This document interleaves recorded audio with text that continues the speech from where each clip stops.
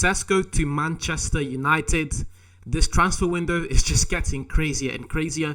But as per usual, guys, we need to cover it. We need to talk about it. We need to talk about Sesko as a player, how impactful will he be, the caveats, and what the real story is behind the deal. And we are very lucky to have Fabrizio Romano in this day and age. I know a lot of people have criticized Fabrizio Romano in the past, but you can't deny that the work that the guy does is impressive. So we're going to be using those updates. But before we get into the actual details of the deal, the actual details and the negotiations that are going on, I just want to quickly go over Sesko as a player and what this front three could really look like. Cunha, Sesko, and then Mbeumo. This midfield would, in my opinion, and to be honest, quite realistically, take the Premier League by storm. We're talking about Cunha and then Mbeumo, two Premier League proven wingers who will be playing behind Bruno Fernandes or who will be playing in front of Bruno Fernandes. That is a recipe for success. And you've got Sesko. And I'm going to get into Sesko specifically more in a second. But Sesko is a great talent. And, emphasis on the word talent. And last season, he done very well in the cup competitions. In the league, he scored something like 13 goals in 30 games played. However, in the cups, in both the DFB Pokal and the Champions League, he was very impressive. He scored 4 goals in 4 matches in the DFB Pokal, and he scored 4 goals in 8 Champions League appearances. And again, in the league, he scored 13 goals in 33 games. And he also managed to contribute with 6 assists. So overall, it was a tally of 27 goal contributions in 45 games. Very, very healthy numbers, especially when you compare those numbers to Zexi and Højlund. I'm going to get into Zexi and Højlund in a second, but again, just to reiterate, Cunha and Mbeumo, Sesko playing in front of Bruno Fernandes would be something very scary and something the Premier League would be very afraid of. Now, before we get into the rest of the video, Fabrizio Romano said there's nothing concrete going on just yet. Fabrizio Romano said that United have expressed interest internally on Sesko, but nothing concrete has been said. And apparently also Leipzig have set the bid for Sesko at £60 million. We've already spent quite a lot of money on Mbeumo. We've already spent quite a lot of money on Cunha. And, we would also be spending quite a lot of money on Sesko. Fair play comes into account. You need to sell some players. Thankfully, we've got Malacia, Sancho, Anthony to sell. Garnacho as well. It's just those players aren't really worth much. But if we could sell those for this transfer window, then one, it would give us some funds to go and get Sesko, and 2, it would also help to balance the books. But yeah, at the minute, nothing concrete going on. No negotiations with Leipzig just yet.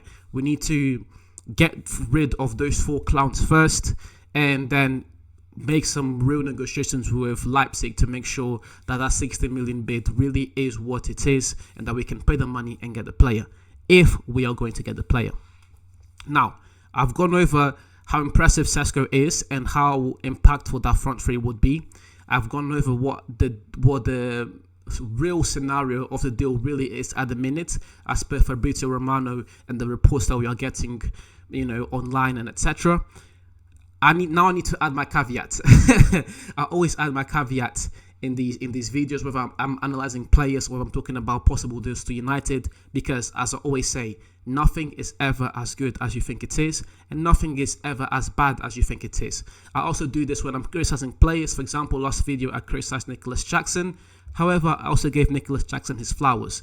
This video, I'm praising Sesko and the possibility of this deal. However, we also need to add some caveats. In particular, the fact that I believe that Sesko is a talent. He is a work in progress. He is not the finished deal. That front three that I was talking about is very much predicated on Cunha and Mbeumo and the potential of Bruno Fernandes to feed those 3, and also the potential of Sesko to develop into an elite striker. Sesko is not that elite striker just yet. This is something that we need to be realistic about. However, I've always said that United should be going for young players because it is in our DNA, and 2, when you look around sports, that is the best thing to do. it would be very similar to like signing a Ronaldo or Rooney, where you're signing. Although I believe that Sesko is a step or two ahead of where Ronaldo and Rooney were when they both joined United.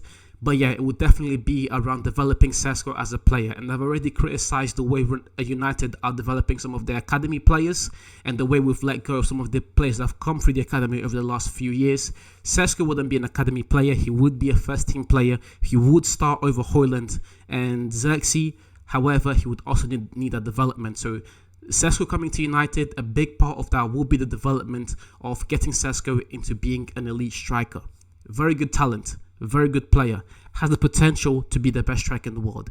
Cesco has that. He has that type of potential. You know, when you look at a player and the things he does and how young he is at 22 years old, starting for Leipzig, he has the potential to be the best striker in the world. And that's what we're buying. You know, you've got Cesco, Kobe Main, and Lenny Euro, 3 players who I believe can be world class in their positions. But I must reiterate that he's not quite the finished product just yet. And just to read you some stats, for example, some of his stats are very good. For example, he's on the he's taking 0.4 non-penalty goals per 90, which is very good. He's in the 89th percentile for take-ons, very good. However, as a striker, he's only on the 12th percentile for touches inside the box. I'm going to make another video very soon comparing Sesko, Nicholas Jackson, and Watkins coming to United, and I'm going to dive deeper. I'm going to dive deeper into the stats. However, very good player, not the finished product just yet. And we also have the problem that we still have Højlund and Xerxes in our team. I believe that if Sesko comes into this team, either Højlund or Xerxes needs to go. We can't have 3 strikers on the bench and then Chido Obi Martin in the academy. Either Xerxes or Højlund need to go this summer transfer window if we sign Sesko. And you guys already know how I feel about Xerxes, so he would be the one going. But anyways, let me know in the comments if you would let go of Xerxes or Højlund. That's another point. If we're going to sign him, then one of those 2 guys definitely needs to go. Another caveat. We are spending £60 million on Sesko when we could work with Mbeumo, Cunha, Bruno Fernandes, and develop either Xerxes or Højlund, both as well, and then buy a midfielder, because there is that midfield crisis.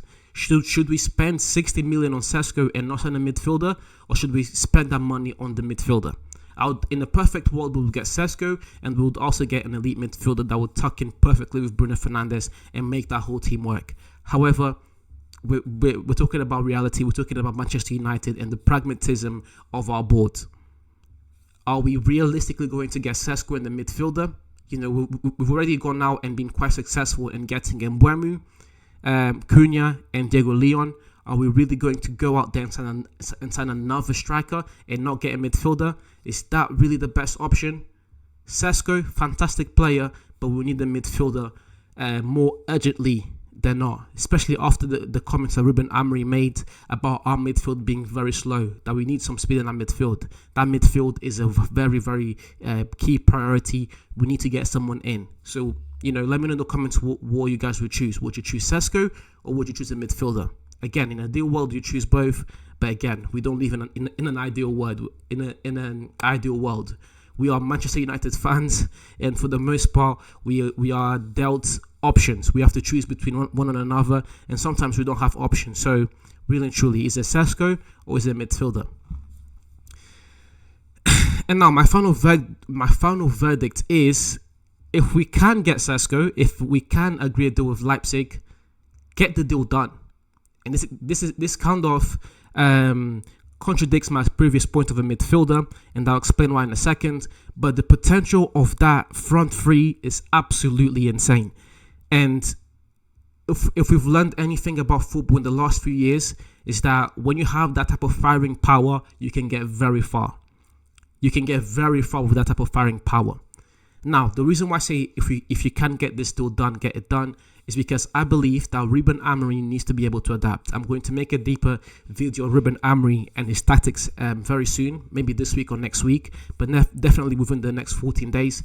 And it's the simple fact that Ruben Amorim can't just try and you know, force this tactic into the team no matter what. It's kind of what Jurgen Klopp did, and it's kind of what got him out of Liverpool in the end. You can't just try and force this one tactic and this one way of playing football into a team. I think of Pep Guardiola, and I think about his best season at City so far, in my opinion, and it was that season when he didn't have Aguero. He didn't have Aguero. The team was struggling to score goals. Haaland wasn't in the team yet, and Foden came through, De Bruyne came through, Gundogan came through, and Arsenal were on top of the league for a very long time, but at the end, City won. That's what great coaches do. Great coaches are able to adapt. You can't just say, I want to play 3-4-3, no matter what, we're going to play a 3-4-3. Well, Mr. Amorim, if we can't afford to play a 3-4-3, we can't play a 3-4-3. We need a striker. If we can't get Sesko, you need to update. You need to adapt your midfield. I'm not the manager. I'm not the one getting paid millions to do so. So I'm not going to be the one coming up with a solution for that. But it is your job, Amorim, to get this done. Ruben Amorim, you can't just try and force this 3-4-3 on United. If it doesn't work, if you don't have the personnel to play a 3-4-3, you adapt. And that's why I believe that if you can get Sesko in, you do it and you tell Amorim to adapt. At some point, the board also needs to instill a way and the philosophy into how we want to play. You know, not the board in Ineos and the Glazers, the board in our sporting directors and our CEO. That's who needs to start implementing a playing style into Amorim as well. We can't get these players. We can't get everything you want, Amorim. Let's try and adapt. But anyways, guys, that's the end of the video. Thank you very much for watching. As per usual, leave a like, comment, subscribe, share. Do all these things to please help me grow this channel. And yeah, I'll see you guys soon.